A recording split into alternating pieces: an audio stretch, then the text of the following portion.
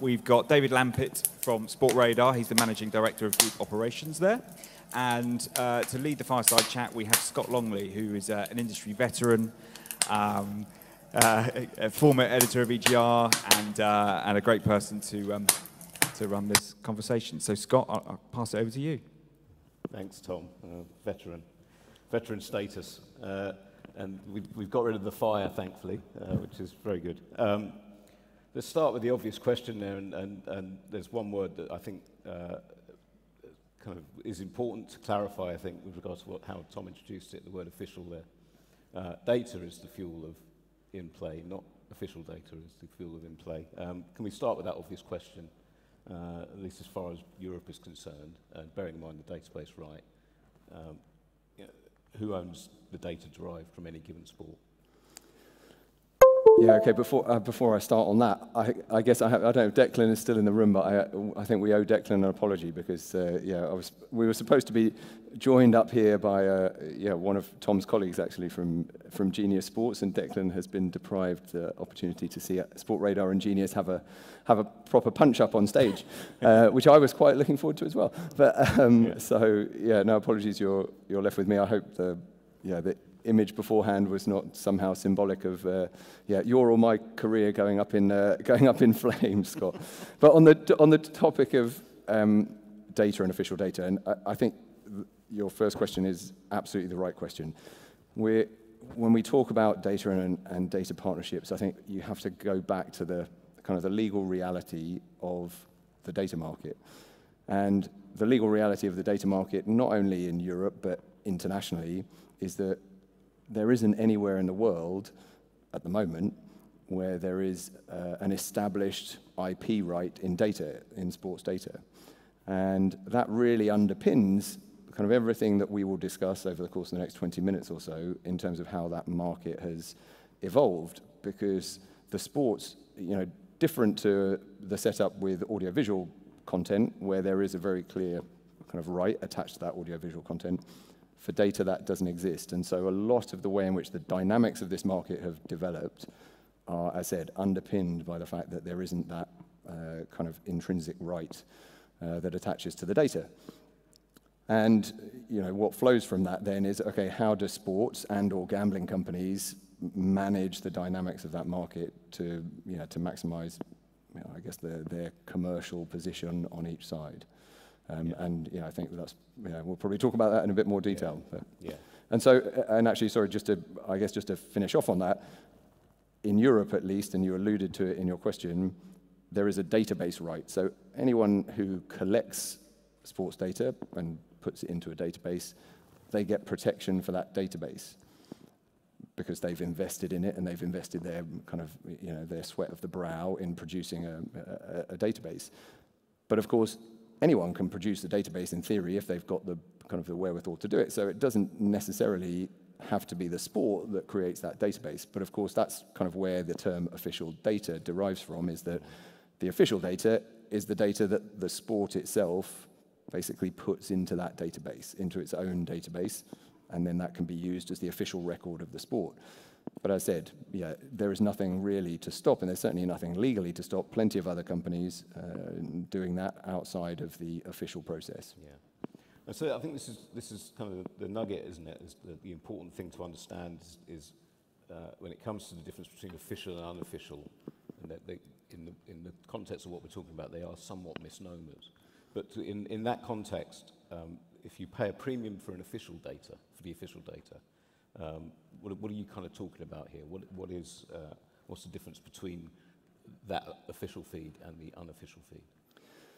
Yeah, so I mean, generally speaking, I think most companies, and Sportradar is the biggest provider worldwide of sports data to the betting market. So, and generally speaking, I think we would say that there is a quality gap between official and unofficial, and that is, again, generally speaking, because if you are the official provider, you normally get a seat in the press tribune.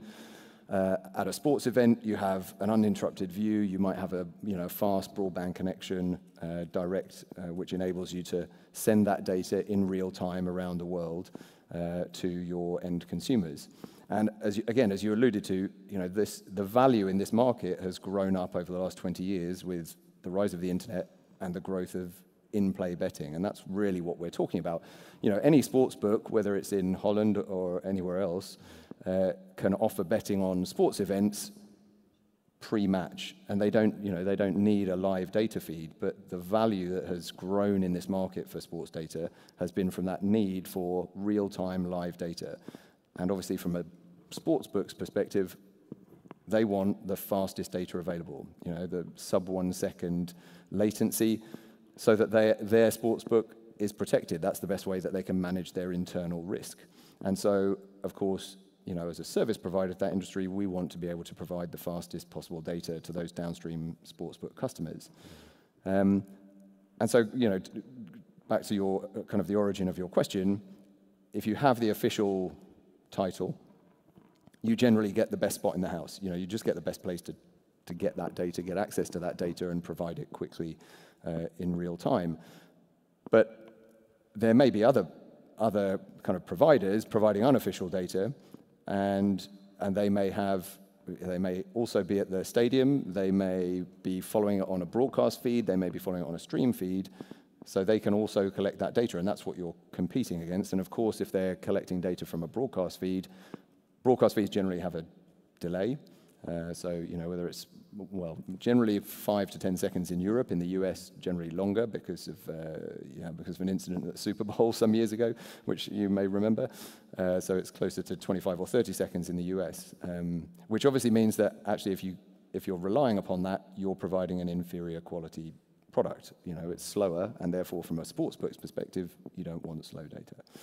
And then I guess the other layer that I would put over that, which is, again, I think this is often a misunderstanding or a kind of a misrepresentation of the market, that there can be a quality gap, not only from a latency perspective, but in terms of the kind of the quality controls that go into official versus unofficial data.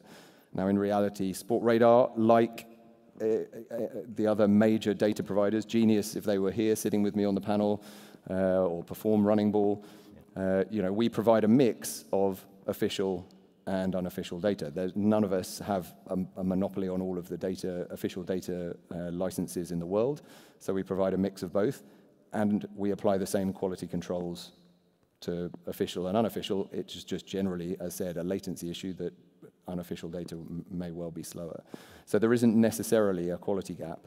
I would say the quality gap comes where, and this is, I think, an important point as the Dutch market, potentially, comes to fruition over the course of the next 18 months, is that there are, of course, many providers of unofficial data who are scraping that data, so who are simply copying it from web sources, digital sources, and that is where I think you run into quality risk. So there you have run into latency risk as well as quality control risk. And there are actually a relatively small number of, I think, reputable and established companies now that really provide a proper service in this space. I mean, there's a top tier, isn't there? And then what you're talking about is underneath that, there's another layer potentially of people who may or may not be scraping, I guess. And the top tier of the companies you mentioned, and then...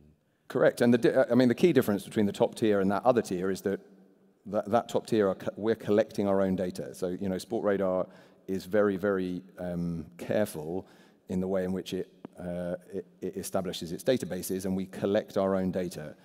And the risks, as an operator, the risks are from I guess, the rest of the tier or anyone who is scraping data, the risks are actually that you are breaching IP, because, going back to where we started, if you're in the EU, your database, so our database, is protected. If somebody's copying our database and reselling it, they are at risk.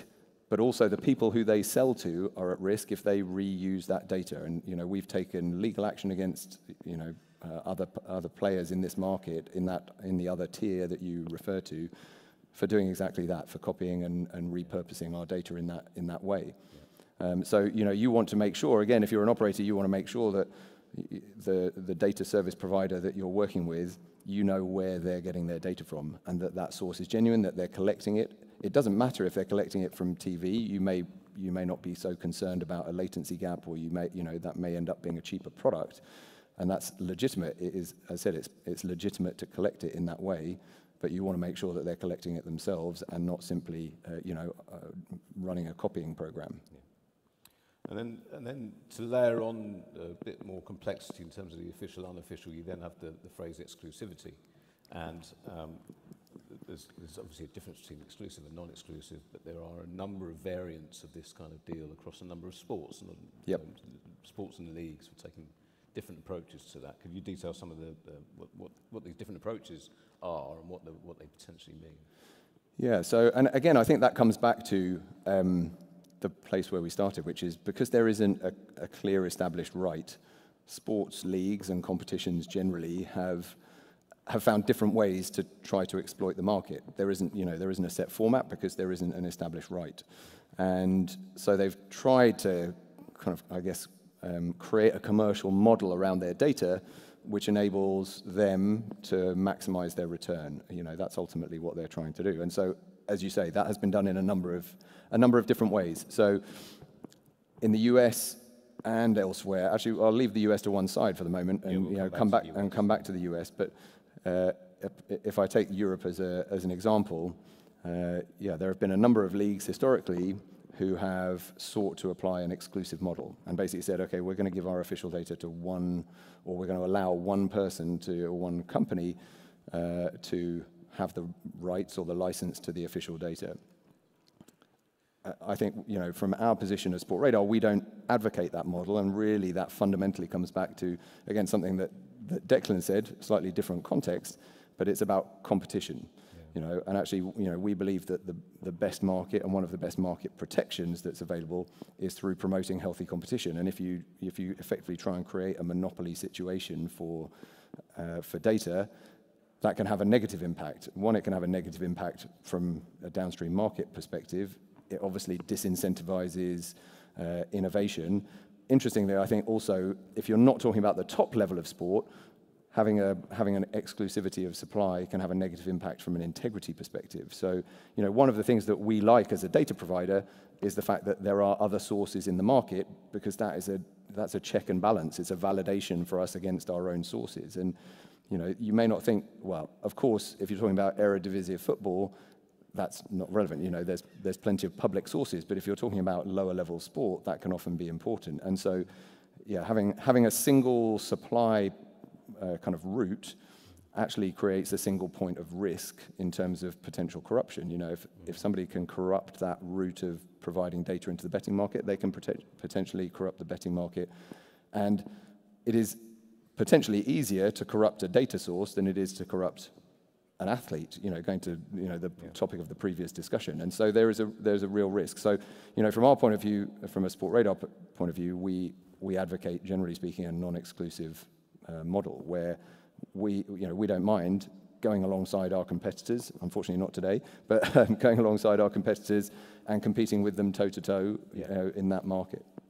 And I think, I'd like to think that is the shift that we're seeing. Unfortunately, well, what we've seen in English football in recent weeks, for people who kind of follow and know anything about this market, is Football Data Co. that has the data rights across English football has more or less, or seemingly has more or less followed an exclusive model, which, I have to say, I think is not the right direction of travel. And we've had a deal with the European leagues and with Bundesliga for a number of years, who have followed a non-exclusive setup, and we believe that is the best way to go. I also think it offers the best opportunity to get into the kind of the full extent of the downstream market, rather than only one piece of it. Yeah, and in that sense, also, you mentioned the FTC deal, but how can the exclusivity be enforced? What's the kind of measures that are available? Well, I said, I think that's one of the challenges, and I think it's one of the reasons we have the view that we have, is that enforcement of exclusivity is very difficult, because there are just other sources of data. If it's available on broadcast, there's going to be an unofficial feed, and so this isn't a kind of a position that is against sport. We want to try and help sport maximize the way in which they can take this product or their data to the market. But if we're paying, or sports are asking us to invest a lot of money in a license, for an exclusive license, obviously we've got to look at that and say, okay, what are we competing against in our layer of the market? What are we competing against in the data market? And if somebody over here, our competitor, is able to provide a very similar product from a broadcast feed with 5 seconds latency instead of 1 second latency, then we've got to evaluate that kind of commercial model. Whereas, as I said, I think it is healthier to have a kind of a relationship of non-exclusivity where we can both have access and both then compete on an even footing. It's interesting. The market is constantly evolving. Not lots of different sports do it in different ways. As a data service company and supply company, we have to adapt to that. So we have to adapt, and we do exclusive deals and we do non-exclusive deals because, generally speaking, we don't get to choose how sports bring those licenses to the market. But I think, as I said, we see it as a healthier development to push towards non-exclusivity. In your conversations with the sports, how do you think that their attitudes are developing? Is there a sense that they're beginning to more fully understand? I mean, the point about the Dutch market, obviously, is it's moving towards regulation, and more people will be understanding how a regulated sports betting market will work. Yep. There's a part of that education, presumably. We had a conversation earlier, hoping that there are Dutch representatives from Dutch sport in the audience. What is it that they can learn and take away from this, and how is the attitude of sports in other territories, other countries in Europe? How has that developed? Yeah, I mean, I think it's an education piece as much as anything to just really understand some of the market dynamics that we've talked about just now. And that's, if I do shift onto the US market, like that is a process that we've been going through very actively in the US market. So Sportradar partners with the NBA, the MLB, Major League Baseball, NHL in the US for their betting data, as well as for their media data and audiovisual content. And we've gone through that process. Since PASPA fell last year and sports betting became available for states to legalize across the continent. The sports have wanted to find out, okay, well, what's the best model? What's the best way that we can do this, that we can structure our approach into the market? And again, they've done some things differently in the US, and I think one of the things that we will see in kind of coming back across the pond is that their approach has been, I think one of the innovations of their approach has been that they have tried to bundle up some commercial benefits into the way in which they make their official product available. So rather than trying to do it through brute force, they've said, actually, if you're an official provider and you're using our official data product, actually you can have some benefits attached to that. You can sponsor teams, you can be involved in certain layers of advertising, which if you're not involved in the official data product of our sport, you won't have access to those, to those benefits and those markets. And I think that's quite an interesting development in this interrelationship because, as I said, I think historically various sports have tried to enforce an exclusivity or enforce an ownership of data and generally have failed. And so they've tried a kind of legal route and a regulatory route, and it has failed. And now I think what the US is doing is innovating in, okay, how can we apply some commercial kind of pressure or some commercial terms which are going to incentivize people to go towards that official data setup. Do you agree are you in favour of that approach? Do you think that they're being successful in that approach? Or is it, or do you have to look at each individual sport? I mean, I suppose partly the difference between US and Europe is that in US it's 5 specific leagues, 5, I suppose, if you include soccer, and they all have taken different approaches. Yep. Yeah, and again, so you're absolutely right. Each of those approaches is different in some small way. You've also got a huge college sport set up in the US where at the moment the college sport competitions and properties haven't entered that market for kind of from a betting perspective, and I think that's understandable. As organisers of amateur sport, they're being a bit more cautious about how they enter that space, and that makes perfect sense. But what it means is, again, you can't apply a one-size-fits-all approach. And in terms of has it been successful. I think it's too early to tell. The NBA and the MLB are doing this for the first time this season, and obviously that's being very kind of closely watched, not least by us because we're one of their official providers. And again, going to the official versus or the exclusive versus non-exclusive. Interestingly, those leagues in the US have gone non-exclusive. The rest of the world, they've got an exclusive deal. And again, I think that comes down to kind of competition. It comes down to promoting competition in that market. And we've seen, so this week, and again, I don't know if anyone has closely follows what's going on in the US, but this week, for the first time, Illinois as a state introduced a bill for their legislation of legalizing betting in Illinois. And for the first time, it included a mandated approach to official data. So the regulator is basically saying, if you want to offer sports betting on certain sports, so there are some limitations, but sports betting in our state, you've got to use official data. Now, if there was an exclusive supply with one player, that would create an immediate monopoly, right? So you would be saying everyone has got to go to this, this individual supplier to get their sports data. Yeah. And of course, that can have a harmful effect from a competition perspective. And so I think that's one of the reasons why those two main sports in particular have gone with a non-exclusive approach to avoid those sorts of competition law challenges. It'd be interesting to see if any European regulators look down the route towards mandates, actually, wouldn't it? Bearing in mind Yeah, I mean, so far it hasn't happened. I mean, I think effectively to do that would be to somehow create a new bit of IP, and I'm sure a lot of the bookmakers in the room and outside the room would be concerned about that, because they would effectively, it would be somehow a justification for sport to create a new status for data within the intellectual property legal framework. But I don't.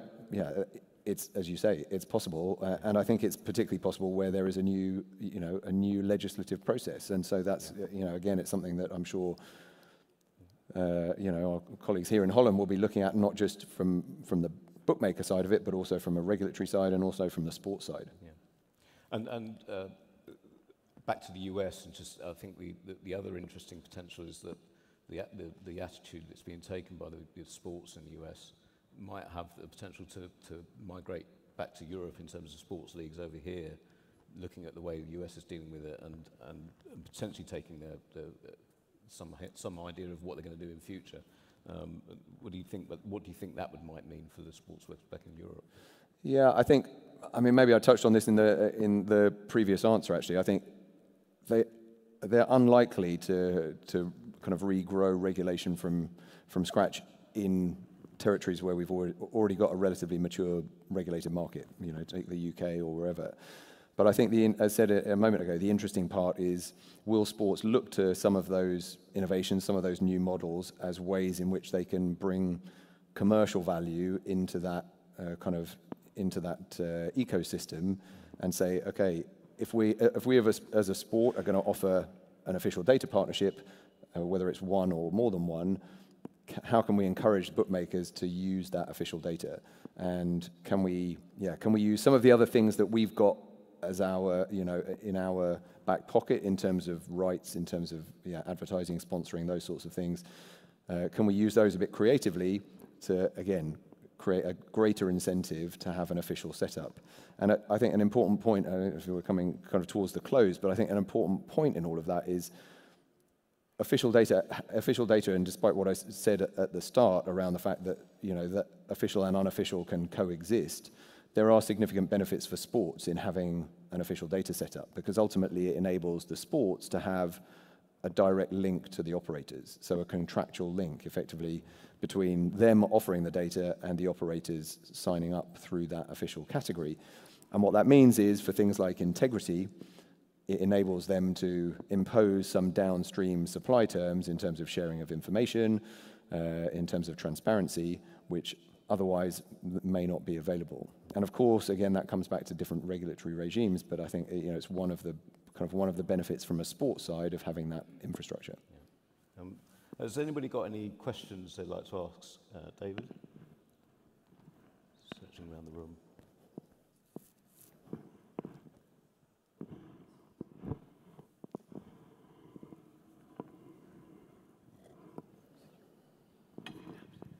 Peter Poldergoei, Quad Bonum. You mentioned that bill in Illinois. How big do you think the chances that this bill will get through unscathed, in particular with that aspect that you mentioned? Well, it's gone through now, so I think it only now needs the governor's signature, and therefore it's expected to go through. And it is, I mean, it's an interesting one because it is the first state, again, for people who have followed the US over recent months. A number of the leagues have lobbied for a mandated approach to official data. And of course, for the reasons that I've talked about in terms of kind of economic benefit and control over that downstream market principally. And importantly, that is hinged on an integrity, I guess a fundamental wish to protect the integrity of their sport as this market opens up. And so they've lobbied quite strongly for that. And in the other states that have moved in the last 12 months, aside from the 5 kind of grandfather states, the kind of 8 or 9 other states that have moved in the last 12 months, no other state has taken that, position and imposed the mandated requirement to have official data. There are some, as I said, there are some conditions around it. So, it doesn't apply obviously for pre-match markets. We are talking about live data, etc. So there is some devil in the detail. But it is the first time that it's happened, and it is going to be interesting now to see if other states follow suit, and follow that model. I think from our perspective, we see some significant risks to going down that route, particularly if your aim is to bring as much of the market onshore and into the light of transparency and into that official tent. Actually, you want to encourage that market as far as possible rather than restrict it. Right, unless there's any other questions, I'd just like to say thank you very much, David, for carrying that show for us. It's much appreciated. Yeah, my pleasure. Thank you very much.